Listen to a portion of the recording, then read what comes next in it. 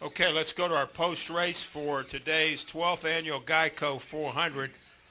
And our race runner-up is Jimmie Johnson. He's also second in points right now. He's 3 behind Brad Keselowski. Jimmie drives the number 48 Lowe's Cobalt Tool Chevrolet for Hendrick Motorsports. Jimmie, 1 down, 9 to go. Your thoughts about how the team performed out there today?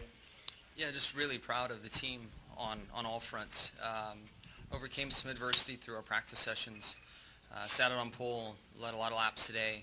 Flawless on pit road, race strategy, you name it. We had a very, very solid day.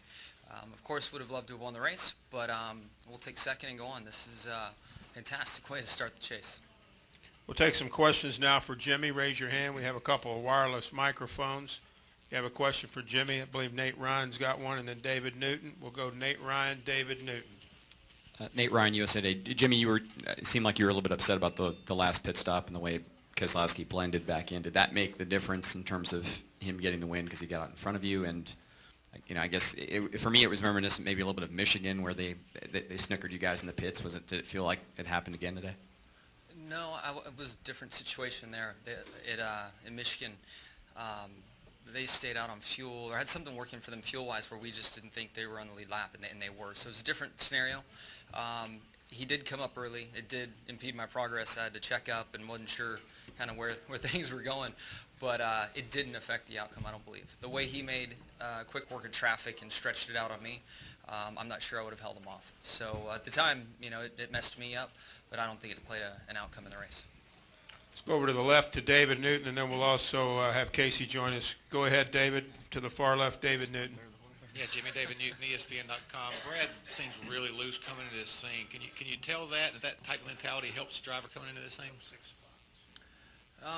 Gosh, you saw everybody Wednesday night. I think everybody's good and loose coming in. We'll see. I mean, it's a great. There's not a lot of pressure now, and the first race is really an opportunity to separate the field. You hope that happens if you have a good run, and I saw a lot of chase contenders going down a lap. I saw the 11 rolling around out of gas at the end. So, my philosophy is just to stay in the hunt. Let's get midway through this chase and see who's where and what to do. Brad definitely was loose coming into the race, and he should be confident on these bigger tracks. He's been very strong on them, over the last 4 or 5 months, and they did a good job today. Okay, let's also now invite Kasey Kahne to join us.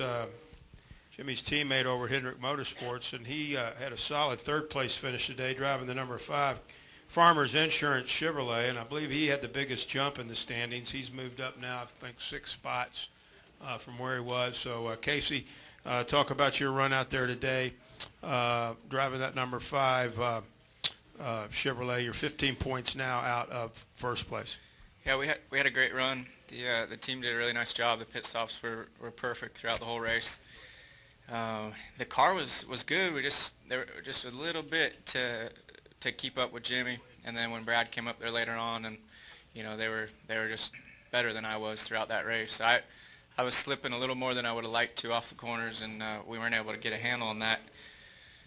Tried to lead a lap there with Jimmie and just wasn't able to get by him. We battled for about 3 laps there through the middle part of the race, and ended up third. I think I ran there most of the race. So it was a solid run for us.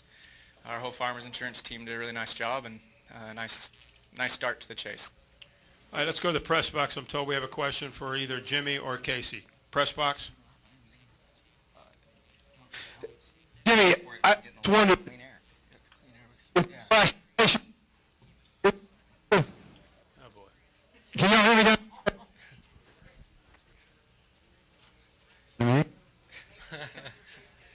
Lauren, let me get the question. Super.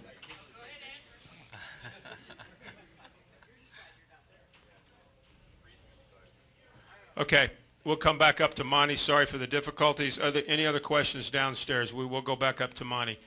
Let's go with Nate. Jimmie, Brad was saying in post-race that he felt like this was the first week he felt like he had speed to keep up with you. You dominated with the same car you dominated Dover and Indy with, but did it seem like other guys were up there with you this time despite how many laps you led? Seemed pretty strung out. I mean, at times we had pressure from different guys, and it did seem normal. I mean, I thought at Michigan, Brad was way fast too. And Kentucky, I mean, gosh, the last run of Kentucky ran right up through there and got the lead. So it wasn't anything out of the ordinary, in my opinion. I mean, if you're on, you're on, and it's been a lot made up over things that really didn't make a big deal for a while now, and you know, it's just racing. You go out there, make your car as good as you can. Let's go back up to the press box. Go ahead, please. Test 1 2. Test 1 2. There you go. Thank you. Was in any sense when Keselowski took the lead by just changing 2 tires and managed to hold on for a good while, was that in any way a sign of things to come? Was that a sign that maybe if he had track position and fresh air, he did have a car? Did that have an impact? Did you get that impression earlier in the race when that happened? Yeah, when I don't know what he did at the end tire-wise, but the start of the race, not start of the race, but there was one point where he led and I chased him the whole fuel run. His 2 tires worked really good on his race car. I'd say on my car I was pretty impressed the way 2 tires held on, but you know, I'm not sure if he had 2 on at the end there. If he did, then his car really liked 2 tires, and they learned from earlier in the race that clean air was everything, which we already kind of knew. Any more up there? Okay, let's come back downstairs. Anybody else for Kasey? We've got 2 here on the right side. Let's go Lee and then to Bob. Go ahead. Lee Spencer, for either one of you. Do you guys think that Keselowski's matured to the point where he's ready to pull off a championship? I think Brad does a nice job. I think he prepares for the races. He knows what he has. He works really well with his team. He must communicate great with his crew chief, and Penske obviously has great cars and engines. They put a lot into it. So, you know, I think he does a great job as a driver. And as far as the championship, I don't think anyone knows that until you actually win it. Bob? Bob Parker, Sporting News. Do you guys have a good sense of kind of where you're at as far as compared to the other Chase competitors after this race, or was it too much of a track position game to really know how much better you are? I think you can see some trends from the big tracks and inform opinions there, but you know, this track versus Charlotte versus where else is a mile and a half? Texas. They're all so different. You know, it's sure you can maybe pick a favorite, but to really know is tough. And then this, you know, a long time between now and Homestead, so things can change before we get there too. But big track wise, you know, you can group that into it. But next week is short track racing, and we'll see what happens on a short track. And you know, then you got Dover and Martinsville, which really shake things up.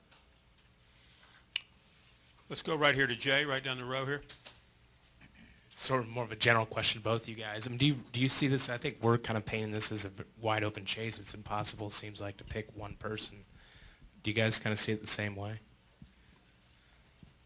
I felt like coming in, it was pretty wide open. I thought there's been, you know, a lot of speed from a lot of different guys throughout this season.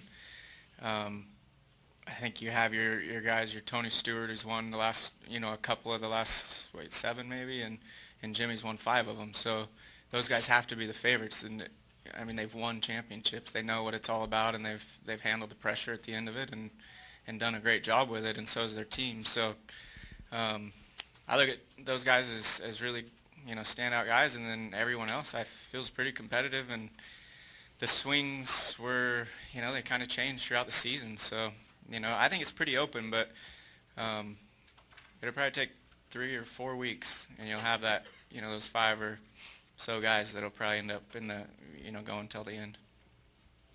Yeah, I agree. And I think when you look at the summer months and how someone would be hot for a couple weeks, you know, it was us, the 11, the 2, 17, 16. I mean, everybody was streaky, and that lead 5, that just leads to, in my opinion, leads to, you don't know, nobody knows. Anybody can catch a little rhythm here and get going. Other questions? Anybody? Okay, Kasey, Jimmie, congratulations on a strong performance today. And Jimmie, hope you enjoy your birthday tomorrow. That's right. Thanks. Okay. See you guys in New Hampshire.